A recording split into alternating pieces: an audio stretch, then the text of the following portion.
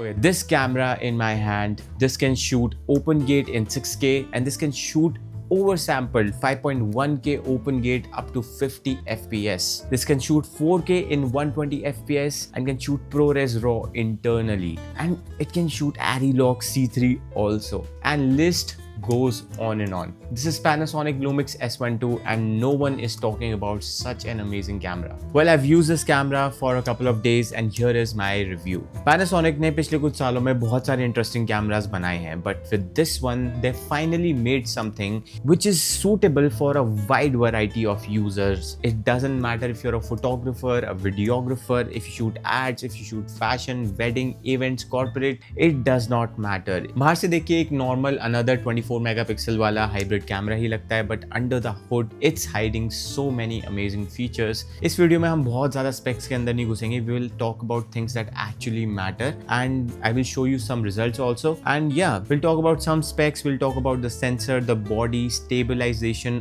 Auto focus and recording options, and yeah, let's get into it.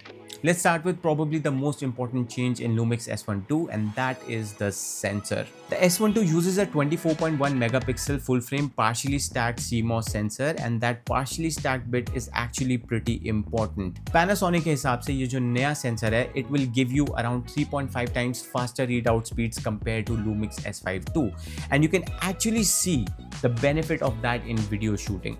You get very less rolling shutter due to that faster readout, and it's going to be a huge benefit for people who want to shoot sports or any fast moving objects. And that is also the reason why Panasonic was able to give you high frame rates on high resolutions.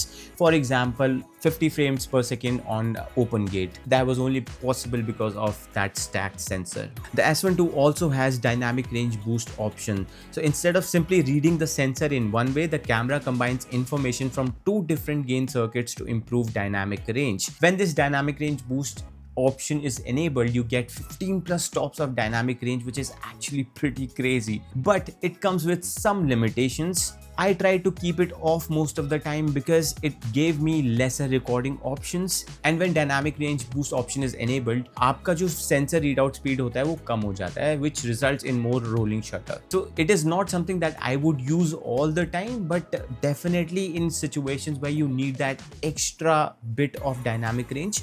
Like for example, if you want some extra details outside of a window and it's full sunlight, there it is going to be pretty useful. But I was pretty happy with what I shot on vlog most of the time, and I got 14 plus stops of dynamic range, which is pretty good. Now physically, the S1II is still a proper LUMIX S camera. That's actually one of the things that I like about it. It doesn't feel like Panasonic has sacrificed ergonomics just to make the camera smaller. Camera body जो है, it weighs around 800 grams with the battery and the SD card. It's definitely not a small camera. It feels heavier and chunkier when compared to my A7S III, but I mean it in the most positive way. Like it feels very substantial to hold it in hand and use it. मेरा जो usual setup है, that is A7S III combined with the Sigma 2470, which is a very front heavy setup. But in the case of LUMIX S2 combined with this LUMIX 2460 lens, it wasn't a front heavy setup, which was very refreshing for me to use. You've got a proper grip, lots of physical controls, a high resolution 5.76 million dot EVF and a 1.84 million dot tilt and free angle screen. And Panasonic जिस चीज के लिए हमेशा से बहुत famous है, all those monitoring tools like false colors,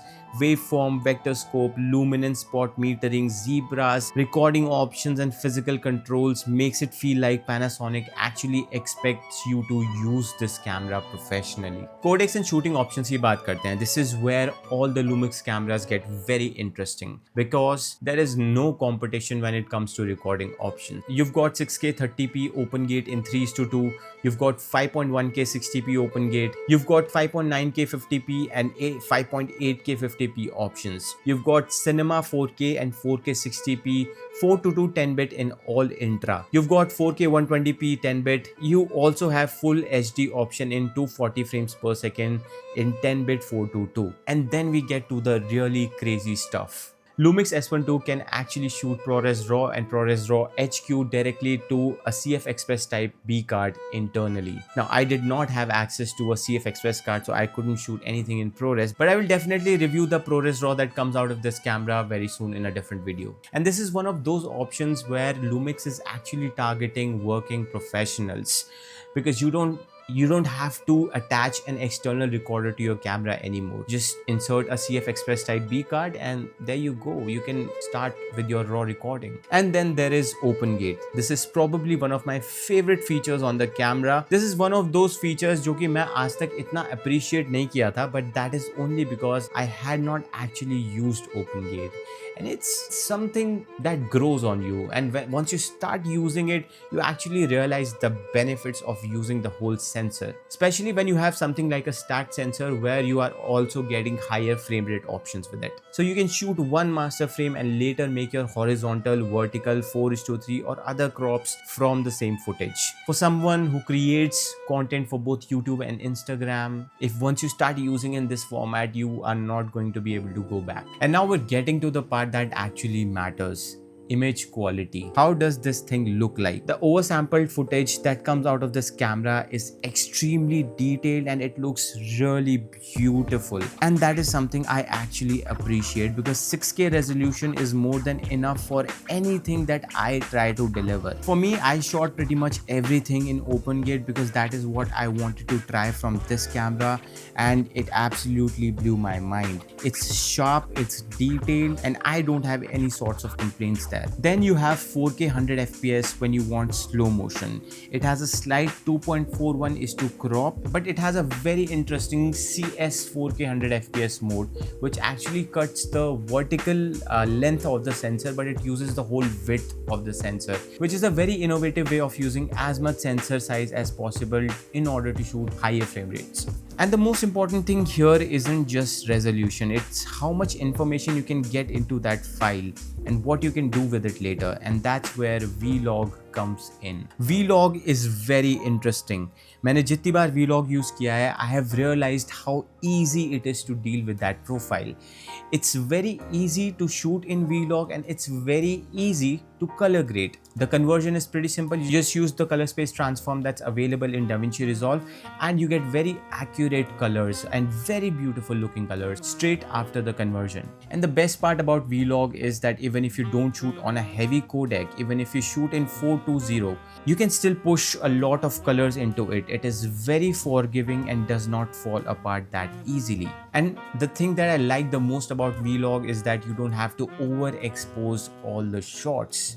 You work according to the scene, and even if the shots aren't very overexposed, you don't get a lot of noise, and it's not very hard to recover the lost details also. For Vlog, it has dual native ISO at 640 and 5000, and I think 5000 is the best point, the most practical point for a second base ISO. At 5000 you get very good clean image and it's yet not overexposed in dark scenarios. So overall, second base ISO at 5000 is much easier to deal with. You get overall very good dynamic range with Vlog, and I have used a lot of F-Log, which is Fujifilm's log profile. I've used a lot of S-Log, which is Sony's log profile, and now I've used quite a bit of Vlog also, and I can very confidently say that Vlog by far was the easiest to deal with while shooting and while grading also. And it's a very beginner friendly log profile. Yeah, I mean, if someone's getting into filmmaking and you're scared of dealing with log profiles, get a Lumix camera, try Vlog. It gives you really good image, very good dynamic range, and yet it doesn't give you nightmares. And finally, the most interesting part for me was ARRI LogC3. I took a shot, I used ARRI LogC3 entirely in one shoot, and you know what, I loved it. And now I understand the collaboration, the whole ARRI and Lumix coming together, and the colors that you get out of it. Now you have a log profile which is used at industry grade in a mirrorless camera that you can actually go out there and buy right now. And I loved the footage, man, the colors. Such beautiful colors came out of ARRI LogC3. It was my first time grading ARRI LogC3 footage, and trust me guys, it just looks beautiful. Vlog के लिए मैंने बोला that it's the easiest to deal with. If I had to say one thing for ARRI LogC3, it's the colors, man. The best colors I have seen coming out of a log profile. You convert it into Rec 709, you already have a starting point which looks way better than a lot other. Let's just not go there. I really appreciate LUMIX efforts here that they've brought such a nice log profile into consumer cameras. Okay, now coming to elephant in the room.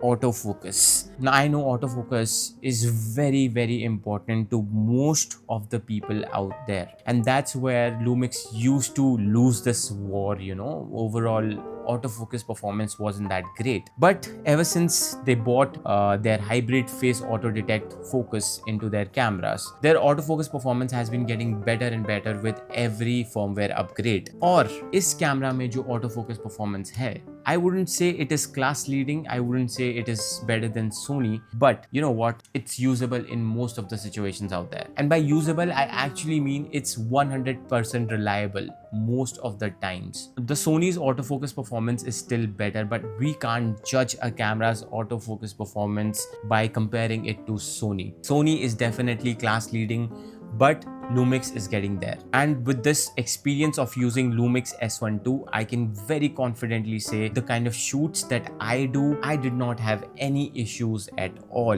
जहाँ आपको दिक्कत आ सकती है वो तब आ सकती है या तो बहुत ही low light setup हो या फिर बहुत ही ज़्यादा backlit setup हो. There even my Sony struggles sometimes. But you know what, I was very surprised seeing a LUMIX camera perform that well in the autofocus department. As you can see in the examples that I showed you, it locks onto your face pretty quickly, and मैं जो भी आपको examples दिखा रहा हूँ ये सारे autofocus पे ही shoot हुए हैं. In one line, autofocus is no longer a reason to not buy a LUMIX camera. And then we have stabilization. LUMIX is the king here. The S1II has up to 8 stops of 5-axis in-body stabilization under Panasonic stated conditions. But more interesting part of the video is combination of BIS, dual IS, active IS, electronic image stabilization and boosted image stabilization. Panasonic has also introduced cropless electronic image stabilization, which is designed to correct perspective distortion while avoiding the usual crop associated with electronic stabilization. And that is actually very useful when you're shooting handheld. I would personally not suggest you to shoot on electronic image stabilization high mode while doing camera movements, but because sometimes it can actually look a little fake and robotic.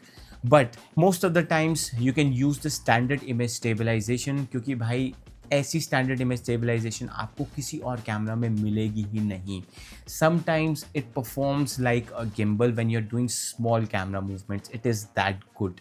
I mean, stabilization हमेशा से strong point रहा है LUMIX का, and this camera is no exception. Let me cover some extra points that I noted in my diary. आपको CF Express का एक slot मिलता है, but only high frame rates all intra recordings require CF Express cards and ProRes recording also.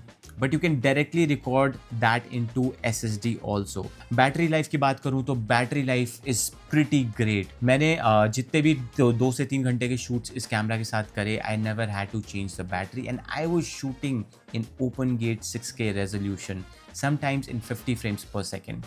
So you can get an idea. The battery performance is pretty good. And even when I was shooting on open gate for hours, I saw no sort of overheating in Delhi summers. And even if it heats up a little bit, this thing has an active cooling system, which means it has a fan.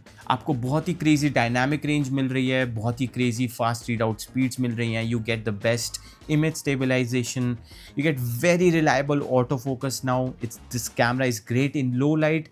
Lots and lots of recording options and those exposure tools, man. Those tools are meant for cinema cameras, and you get all of that internally here in this mirrorless camera body.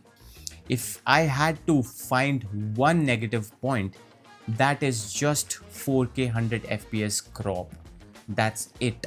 And honestly, it doesn't matter that much to me, क्योंकि मेरे को full frame read out चाहिए सिर्फ 4K 50 FPS तक. That is my particular requirement. I can deal with slide crop on 4K 100 FPS. Everything is same or better compared to the best Sony flagships except 4K 100 FPS. And yes, I will end this review with a statement, and Gerald Undon also concluded his review of this camera with the same statement. The statement goes like, no camera is perfect, but this is as close as you can get. I hope you liked this video. I hope you got to know something that you were already looking for. I am going to make more videos about Lumix cameras very soon, like ProRes RAW, ARRI LogC3, and most importantly, I will make log comparisons with Sony S-Log. Alright guys, I'll see you in the next video. Till then, be kind, keep grinding. Bye-bye.